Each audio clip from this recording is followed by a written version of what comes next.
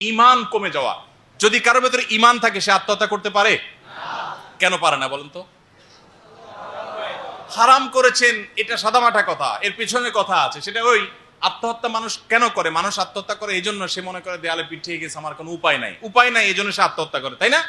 কিন্তু ইমানদারের কি উপায় নাই এটা বলার সুযোগ আছে? উপায় নাই মানে ইমানদারের উপায় কখনো শেষ হয়? সব উপায় বন্ধ হয়ে যায়। আল্লাহর দরজা খোলা থাকে কি থাকে না?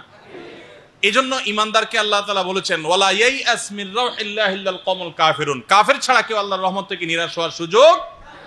ইমানদার জানে আল্লাহ তাআলা কাদির, সবকিছু করতে সক্ষম। আমি এখন অপমানিত হয়েছি, আমার এই অপমানকে আল্লাহ রাব্বুল আলামিন সম্মানে পরিবর্তন করে দিতে পারেন 2-4 বছরের ব্যবধানের মধ্যে। অতএব আমি সহ্য করে সে সময়ের অপেক্ষা করি। ইমানদার সে বিশ্বাস রাখবে কি রাখবে না?